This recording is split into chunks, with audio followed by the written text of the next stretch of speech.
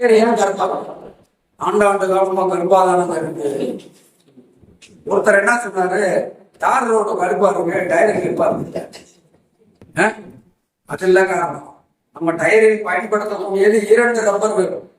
ஒண்ணு natural rubber, அந்த அளவுக்கு தயாரிப்பு இல்ல, உற்பத்தியில இல்ல, விவசாயத்துல கிடைக்கல. அப்ப நம்ம கிடைக்கல சும்மா பார்க்க முடியுமா? அரசு என்ன பண்ணுச்சு, செயற்கையா தயாரிக்க ஆரம்பிச்சிச்சு. அந்த செயற்கையா தயார் பண்ற ரப்பருக்கு பேர் தான் சிந்தட்டிக் ரப்பர் அல்லது ஆர்டிபிஷியல் ரப்பர். இப்ப நம்ம பயன்படுத்துறதுல இயற்கையா செயற்கையா?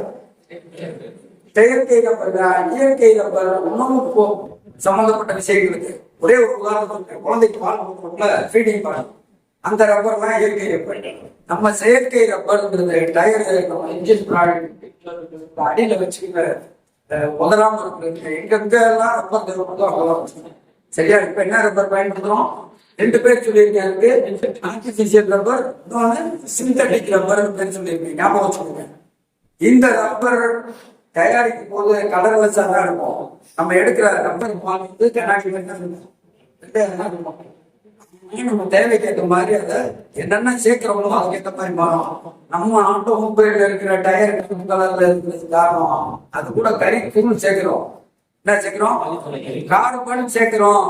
கார்பனோட பெரிய தன்மை என்னன்னா, ஒரு சுற்றி வரையில ஏற்று மோதுற காத்துல வெப்பத்தை கடத்திக்கிறோம். இப்ப டயர் கருப்பா இருக்கிறது காரணம் என்ன? கார்பன் சேர்க்கிறோம். ஓகேவா? டயரிங் ரவுண்டா இருக்கு.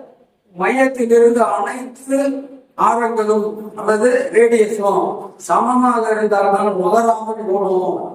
அதுக்காக தான் சதுரமாவோ செவ்வகமாவோ வைக்க முடியாது. ஈஸியா உருளணும் ரவுண்டா தான் இருக்கணும். ஓகேவா?